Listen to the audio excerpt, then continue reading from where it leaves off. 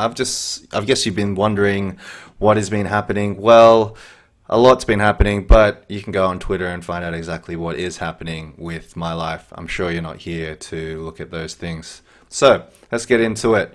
We are going to do a tutorial today on basically how to do some audio mixing. And it's something that I guess in a lot of ways video people don't really know how to do, mostly because you just don't need to do it. Maybe someone else does it. It's something that's very neglected. It's like that, puppy dog that you think is really cute to begin with, but then again, you sort of neglect it after a while, and it sort of sits in the corner, grows up, and gets really like feral after a while because you don't brush it and stuff. So we're gonna look after the neglected dog for a second here and talk about audio mixing, which is something that goes hand in hand with video, and I don't know why people don't look at it more, but thanks to my mate Daniel CF from Reverie Films, he sort of gave me this little trick to at least get you over the line for video mixing, so that you'll be able to at least get a basic mix out of it, if not a good mix out of it. But let's just get started with this anyway. So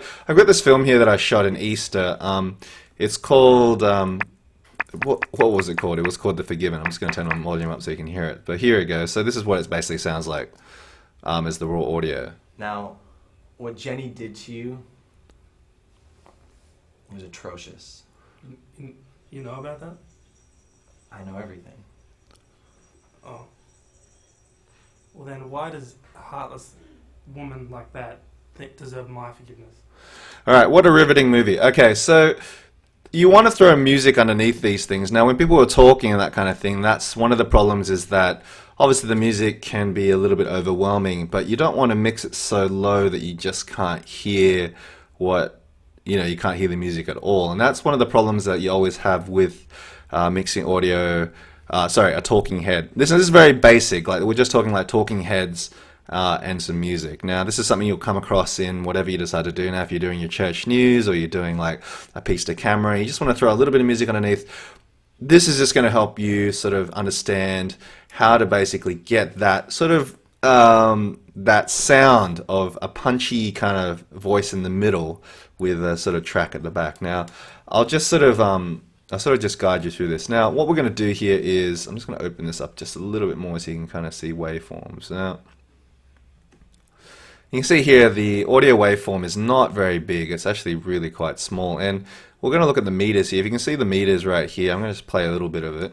You can see that as we play it through, the sound is only kind of getting to about minus 15, minus 16 perhaps. It's not very loud. Well, ideally what we want to try and do is get the audio, and it sort of dips as well to minus 18, as you can kind of see. So it doesn't really quite, where we want to sit is somewhere about here. You want the vocals to sit in this range here between minus 6 and minus 12. So it's because it's dipping so much, it's going to be hard for the audience to kind of hear what's going on. So here's what we're going to do. We're going to basically put an effect in here. It's probably an area you never go to because you have no idea what these things do. But let's just start here. Now, you could, a lot of people like to do this thing where you just sort of throw it up and throw the volume up and the levels up, and it goes up to minus 12, and that's all right, but it only gets to minus 12, and that's as high as it only gets to 12, and that's as high as you're ever going to be able to go with using the bands and stuff. So let's get this filter here. If you go to audio filters and then go to gain, you can actually pull down gain onto this thing, and let's look at gain as a filter. It's pretty simple here. All it is just throwing the levels up. So we saw here that it was probably about sitting, I don't know, around minus 15. So if we want to get it up to 0, I guess we basically want to gain it up so it's touching the top of these meters. So if we just put a basic 12 on here, you'll see where it gets up to. So you can kind of see that it'll get up to now it gets up to about minus 4, atrocious, which isn't bad, but we want to get it up just a little bit higher. I'm just going to turn the volume down just a bit. Now let's get it up. Let's put it up to 15 and see if we can touch the top of the red, at least with the peak, the loud parts here. So let's have a look here. Now, what Jenny that's did good. to you, like with the loud part here, it's actually touching the top. So that's exactly where we want to be. It's not staying there, but it's just touching the top. So that's a good place to be. So that's the highest part that you want to be at in terms of getting it to be there. Now the second part now, so minus 15. So 15 is pretty good. Let's throw this next thing on, which is the compressor. Now, this is a bit of a mystery to most video people because nobody quite understands what the compressor does. But essentially what it does, if you can imagine, is it sort of looks at the top of how high, like the ceiling of how loud you want it to be, and if it gets any louder than that, then it starts squashing it down. So what we want to do is, but as it squashes things down, it sort of fills out the sound a lot more, and in a way it sort of keeps the sound up as high as it can be, so it sounds a lot more consistent across the board. So let's just do this. Let's say we want the highest point it to be. We want the audio to sit around -8. So the ceiling is going to be -8. That's what the threshold is going to be. And the threshold we're going to put to is 3. Okay? And the attack time is how fast this compressor reacts to the voices coming in, and this is how quickly it releases the effect. So if you kind of listen here, you'll see now. Now, what Jenny did to you was atrocious. So if you can see You know here, about that? I know it's everything. starting to push everything up around the -8 area, which is really good because before it was sort of just sitting down here, Now- and it was sort of varying between the 8 and it was sort of varying between the 15 and the behind just below 8 -18, and that was it was too much of a variation. So what we've done now is Now, we've pushed what everything Jenny up did to you so that you can actually atrocious. hear a You lot know, but- more, and it just punches out a lot more and sits at a more, it sort of evens things out a little bit. Sort of like a normalizer in some ways, but it's not normalizing. This is gain and compression. And because you have a lot more control over it, it's going to be better. You could actually compress it a lot more, give it a more compressed sound by putting the gain up and pushing the threshold down. But around here is pretty good, so this is probably where you want to stay.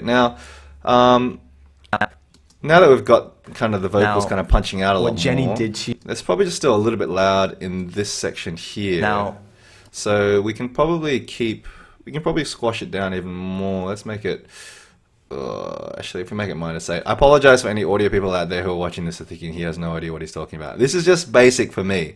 So this is just for my video peeps out there who Now, have no idea how to do what audio. Jenny So did to I you- apologize in advance. All right, here we go. Now, we're going to throw the music on. Now, the music, if you just look at the music on its own, it's quite high. Like most music tracks you get in here are going to sit around the 0 mark, which is completely normal, and that's what you want. So, but and the good thing about music that you just kind of buy from the store or whatever it is just that it's already kind of compressed anyway, so it's at the level you want it to be at. But we're going to make it sit at -12. So essentially the vocal track's going to sit around -8 and the music is going to sit around -12. So in that respect, you can kind of see here it's just going to sit around this area here, which is good. Now if we throw the vocals back on, it's pretty simple. You just play Now, it. what Jenny did to you We have the vocals sitting around It's -8 atrocious. and the music sitting around You know about -12, that? which is a good place. And so if we basically just go to the filters and if we make this -6 and let's push this up to say 18 so that it's a little bit more compressed, it'll punch out the vocals a Now, lot more. what Jenny That did was a to bit you too high on the first part there, so maybe I might have to. was atrocious. Well, that was probably not. That was a bit of a fail know in that about that? area, but everything else should be quite I know good. everything. So you can see here the vocals are sitting around -6. Well, then why does a heartless woman like that deserve my forgiveness? Now let's compare this to what it was before. So this is where it was before. Now, what Jenny did Sorry, that was actually, this has already got the filters on there. Let's take these off. So this is without any of the effects. Now, what Jenny did to you was atrocious. You know about that? So you see here the variation between the two people is it jumps to -12 and jumps down nearly to -30, and it's just all over the joint. But with the compressor and the music, you'll see that it actually jumps. Now, what Jenny did It to actually you sits a lot more level now, so it comes up a lot was higher atrocious. and it's a lot You more know punched about out. I know everything. And that way, the vocals are sitting right on top of the music a lot better. So I'll let you listen to it one more time just so you can see the difference. Now, what Jenny did to you was atrocious. You know about that? I know everything. Oh. Well then, why does a heartless woman like that deserve my forgiveness? Okay, so I hope that made a lot of sense.